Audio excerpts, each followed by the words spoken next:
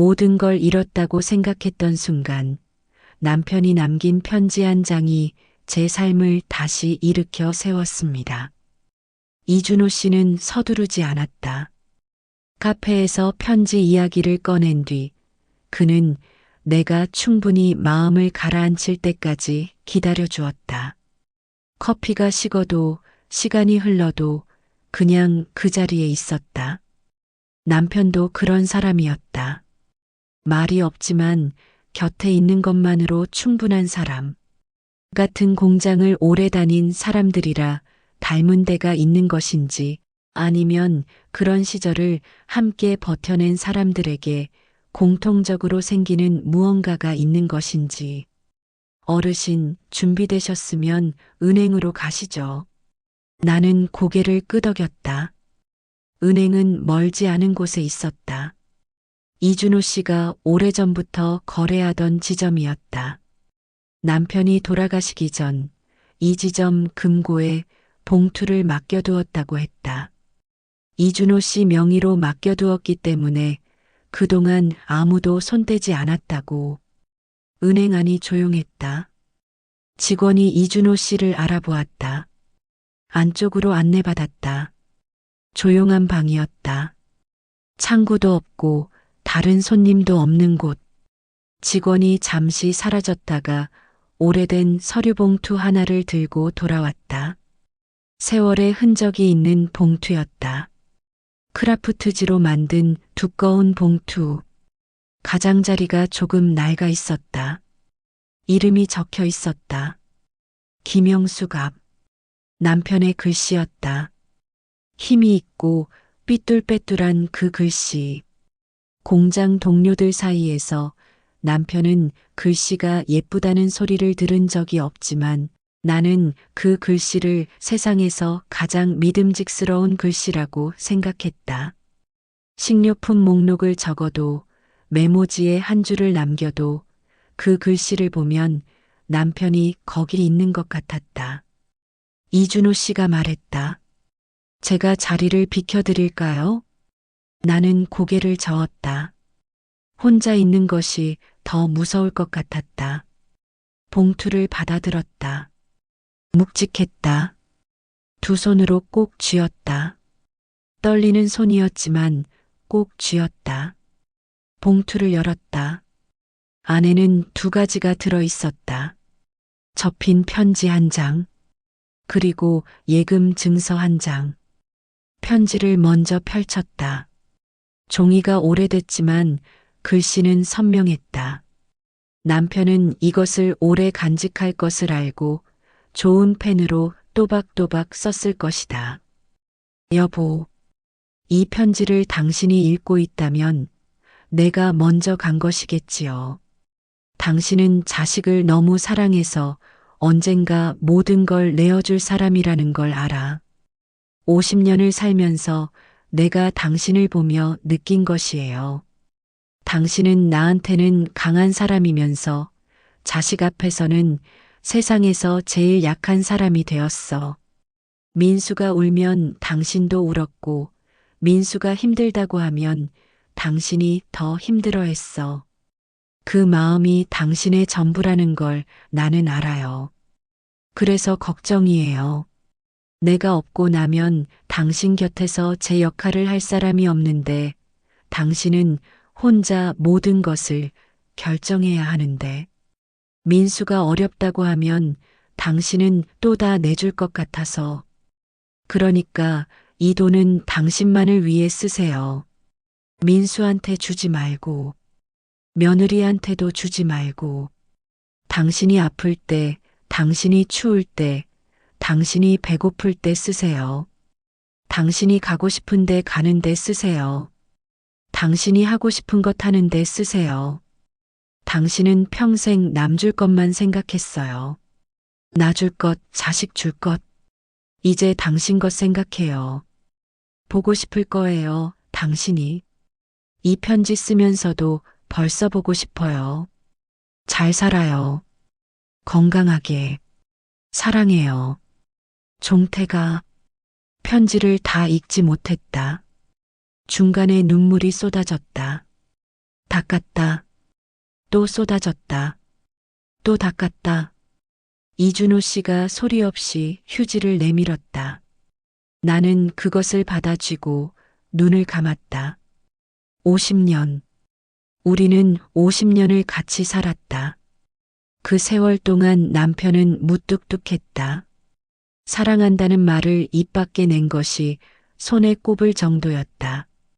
그냥 있었다. 그냥 옆에 있었다. 새벽에 일어나 일하러 나가고 저녁에 돌아와 밥을 먹었다. 특별한 날에도 특별한 말을 잘하지 않았다. 그런데 이 사람이 이 편지를 쓴 것이었다. 내가 볼 수 없는 곳에서 혼자 이것을 썼을 것이다. 내가 잘 때, 내가 시장에 나간 사이에, 아니면 병원 검진을 기다리는 시간에 펜을 들고 종이를 펴고 50년 함께 산 아내에게 할 말을 적었을 것이다. 당신은 평생 남줄 것만 생각했어요. 그 문장에서 나는 한참 멈추었다. 맞았다. 그리고 그것이 잘못이었다는 것도 이제 알았다. 자식에게 모든 것을 주는 것이 사랑이 아니라는 것을, 나를 지키는 것도 사랑이라는 것을, 남편은 그것을 알고 있었다. 말은 못했지만 알고 있었다. 눈물이 편지 위에 떨어졌다. 나는 얼른 닦았다. 남편이 쓴 글씨가 번지면 안 됐다. 편지를 접어 가슴에 대었다. 잠시 후 예금 증서를 펼쳤다. 금액을 보는 순간 숨이 멎었다. 생각보다 컸다. 공장 다닐 때 퇴직금 일부라고 했지만 이것은 퇴직금만이 아닌 것 같았다. 남편이 오랜 세월 동안 조금씩 쓰지 않고 모아둔 것이 분명했다. 이준호 씨가 조용히 말했다. 종태 씨가 절약하는 사람이었잖아요. 점심도 도시락 싸다니고 담배도 일찍 끊고 그 돈을 다 여기 넣은 것 같아요. 나는 고개를 끄덕였다. 남편은 그랬다. 점심을 사 먹은 기억이 없었다. 내가 싸준 도시락을 언제나 다 먹고 왔다. 커피도 거의 마시지 않았다. 옷도 사는 일이 드물었다. 당신 것 하나 사라고 하면 괜찮다고 했다. 필요 없다고 했다. 그 말을 들을 때마다 나는 그냥 그런 사람인 줄만 알았다. 그런데 아니었다. 그 돈을 모으고 있었던 것이었다. 나를 위해. 그 순간 50년의 세월이 다르게 보였다. 아무것도 하지 않은 것처럼 보였던 것들이 사실은 모두 무언가를 하고 있었던 것이었다. 말하지 않았을 뿐, 보여주지 않았을 뿐, 남편은 늘 그런 방식으로 사랑을 했다. 나는 다시 한번 울었다. 이번에는 이준호 씨도 눈을 닦았다. 그 돈 덕분에 나는 작은 아파트를 구했다. 반지하 원룸을 벗어났다. 크지 않았다. 방 하나에 작은 거실이 딸린 곳이었다. 하지만 창문이 컸다. 하늘이 보이는 창문이었다. 이제는 지나가는 사람의 발이 아니라 구름이 보였다. 이사하는 날 이준호 씨 내외가 도와주러 왔다. 이준호 씨 아내는 처음 보는 사람이었는데도 마치 오래 안 사람처럼 자연스러웠다. 이런저런 살림을 함께 정리해 주었다. 복지관 친구들도 왔다. 작은 화분을 들고 온 할머니도 있었고 떡을 가져온 분도 있었다. 나는 그분들을 보면서 생각했다. 내 인생에 이런 사람들이 있었다는 것을. 가족이 아닌데 가족보다 더 마음을 써주는 사람들이 있었다는 것을. 남편 사진은 거실 벽에 걸었다. 창문에서 빛이 들어오는 자리였다. 사진 속 남편 얼굴에 빛이 닿았다. 그 모습을 보며 나는 인사를 건넸다. 여보, 이 집 어때요? 남편은 웃고 있었다. 봄이 지나고 여름이 왔다. 민수에 대한 소식은 가끔 들려왔다. 이준호 씨가 귀동량으로 전해주는 것들이었다. 사업은 결국 완전히 무너졌다고 했다. 남은 빚이 컸다고 했다. 채권자들이 집을 경매로 넘겼다고 했다.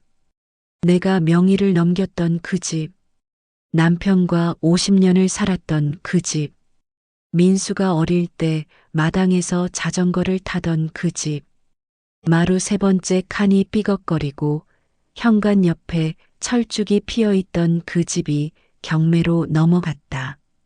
이상하게도 울지 않았다. 이미 내 것이 아니었으니까. 내 손으로 넘긴 그 순간부터 그 집은 내 집이 아니었다.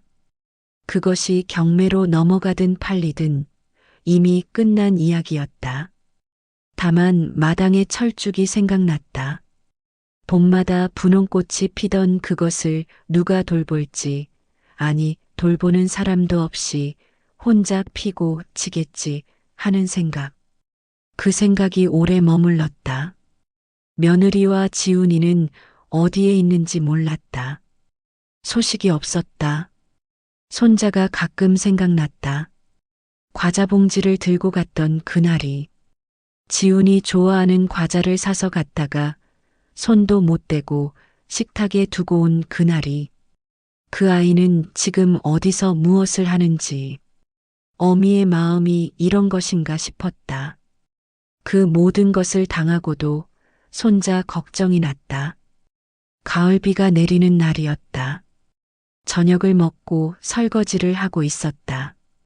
창밖에 비가 내렸다. 아파트 창문으로 빗소리가 들렸다. 그 소리가 좋았다.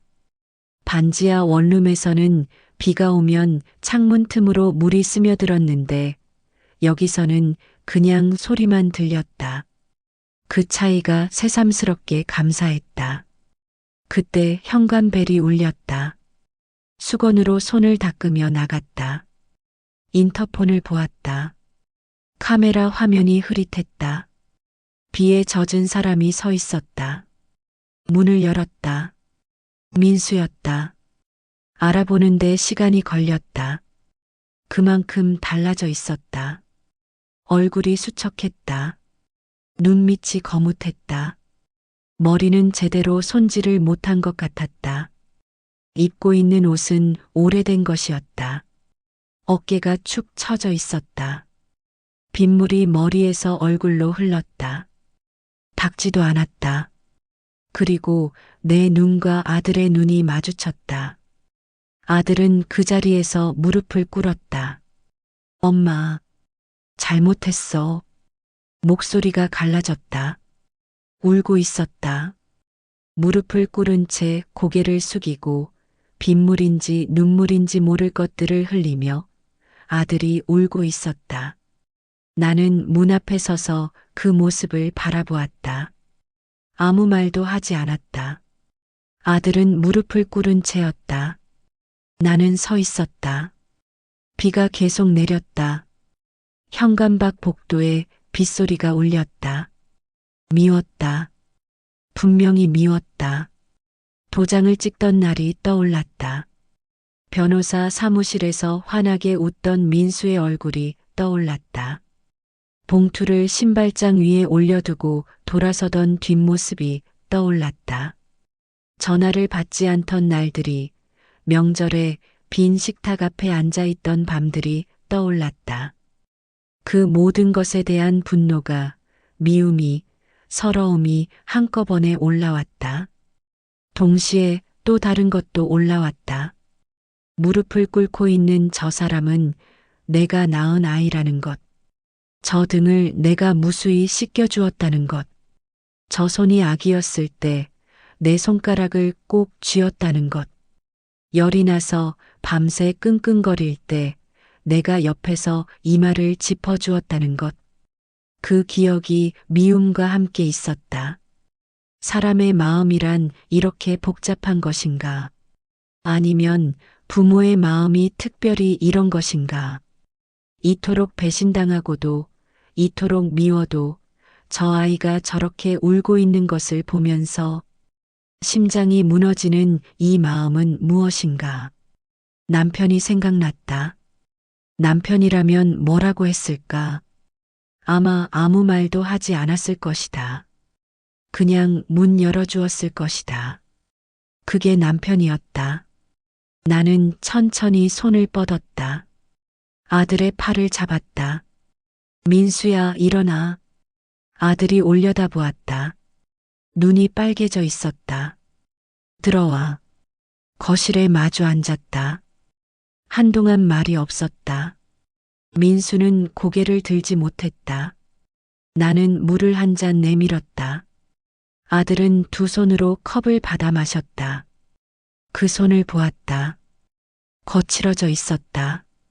일을 하고 있다는 증거였다. 어디서 지내고 있어? 고시원이에요. 밥은 먹고? 네. 일은? 작은 공장에 들어갔어요. 용접 일이에요. 나는 고개를 끄덕였다. 며느리는? 민수가 잠시 멈췄다. 헤어졌어요. 더 묻지 않았다. 잠시 침묵이 흘렀다. 창밖에 비가 계속 내렸다. 빗소리가 우리 두 사람의 말없는 공간을 채웠다. 나는 천천히 입을 열었다. 민수야. 아들이 고개를 들었다. 재산은 잃어도 다시 벌 수 있어. 민수의 눈이 흔들렸다. 나는 눈물을 삼키며 말했다. 하지만 부모의 마음은 잃으면 다시 찾기 어렵다. 아들은 그 말을 듣고 다시 울었다. 이번에는 소리를 내며 울었다. 어른이 된 아들이, 마흔이 다 된 남자가 어린아이처럼 울었다. 나도 울었다. 우리는 그렇게 한동안 울었다. 서로 위로하지도 다독이지도 않았다. 그냥 같이 울었다. 빗소리 속에서, 거실에서. 그것이 우리 모자의 화해였다. 아들은 매달 조금씩 내게 돈을 보내기 시작했다. 많지 않았다. 공장 월급으로 버는 돈이니 많을 수가 없었다. 나는 처음에 받지 않으려 했다. 하지만 이준호 씨가 말했다. 받아주는 것도 아들에게 기회를 주는 것이라고. 갚으려는 마음을 가질 수 있게 해주는 것이라고. 그래서 받았다. 쓰지는 않았다. 따로 모아두었다. 나중에 아들이 다시 일어서면 그때 돌려주려고. 아들이 가끔 왔다. 처음에는 어색했다. 마주 앉아도 말이 없었다. 하지만 시간이 지나면서 조금씩 달라졌다. 밥을 먹고 가기도 했다. 설거지를 해주고 가기도 했다. 떠날 때 고개 숙여 인사를 했다. 예전의 민수로 돌아간 것은 아니었다. 아마 돌아갈 수 없을 것이다. 한번 금이 간 것은 완전히 아물지 않는다. 그것을 안다. 하지만 금이 간 채로도 살 수는 있다. 금이 간 것을 서로 알면서 그래도 함께 있을 수는 있다. 나는 그것으로 충분하다고 생각하기로 했다. 완벽한 것을 요구하는 것은 나도, 아들도 힘들게 만든다. 우리는 완벽하지 않은 채로 그래도 이어져 있는 것이다. 남편 사진 앞에 아들이 절을 했다. 아무 말 없이 오래 고개를 숙이고 있었다. 그 모습을 보면서 나는 창밖을 보았다. 흐린 하늘이었지만 빛이 있었다. 나는 이제 74이 되었다. 작은 아파트의 창가에 앉아 이 글을 쓴다. 창밖에 늦가을 하늘이 보인다. 구름이 흐르고 있다. 남편의 사진이 벽에 걸려 있다. 이준호 씨 내외가 가져다 준 작은 화분이 창틀에 놓여 있다. 민수가 얼마 전 사다 준 국화꽃이 꽃병에 꽂혀 있다. 평범한 오후다. 특별할 것이 없는 오후다. 하지만 이 평범함이 얼마나 큰 것인지 이제는 안다. 지난 몇 년 동안 나는 많은 것을 잃었다. 집을 잃었고, 재산을 잃었고, 아들에 대한 믿음을 잃었다. 남편도 잃었다. 그 이름들이 쌓여서 한때 나를 거의 부수었다. 하지만 그 자리에서 얻은 것들도 있다. 남편이 50년 동안 나를 어떻게 사랑했는지를 알았다. 말이 아니라 행동으로, 보여주지 않고 쌓아두는 방식으로 그 사람이 나를 사랑했다는 것을, 그것을 마지막에야 알았지만 그래도 알았다. 이준호 씨 같은 사람이 세상에 있다는 것을 알았다. 아무런 이해관계가 없는데도 오래전 약속을 지키는 사람이 있다는 것을, 그런 사람들이 이 세상을 유지시키고 있다는 것을, 그리고 부모의 사랑에도 경계가 필요하다는 것을 알았다. 자식을 사랑하는 것과 자식에게 모든 것을 내어주는 것은 같은 말이 아니다. 나를 지키는 것이 자식을 포기하는 것이 아니다.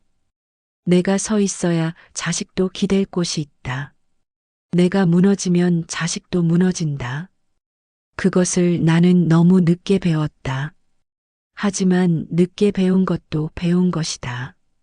재산보다 소중한 것이 있다는 말을 나는 자주 들었다. 그 말이 진부하게 들릴 때도 있었다. 하지만 지금 나는 그 말이 무슨 뜻인지 안다.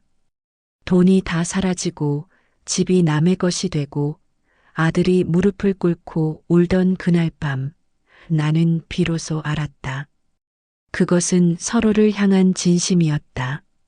남편이 몰래 모아둔 돈보다 그 돈에 담긴 마음이 나를 살렸다. 아들이 돌아온 것보다 아들이 무릎을 꿇던 그 진심이 나를 울렸다. 이준호 씨가 봉투를 건네준 것보다 오랜 세월 그 약속을 지켜온 그 마음이 나를 다시 일으켜 세웠다. 진심은 눈에 보이지 않는다. 증서도 없고 도장도 없다. 하지만 결국 사람을 살리는 것은 그것이었다. 나는 오늘도 남편에게 아침 인사를 한다. 여보, 잘 잤어요? 남편은 웃고 있다. 나는 그 웃음을 보며 하루를 시작한다. 이것으로 충분하다. 재산은 잃어도 다시 벌 수 있습니다. 하지만 부모의 마음을 잃으면 다시 찾기 어렵습니다. 여러분의 생각은 어떠신가요? 부모는 끝까지 자식을 품어야 한다. BS 잘못에는 책임을 물어야 한다.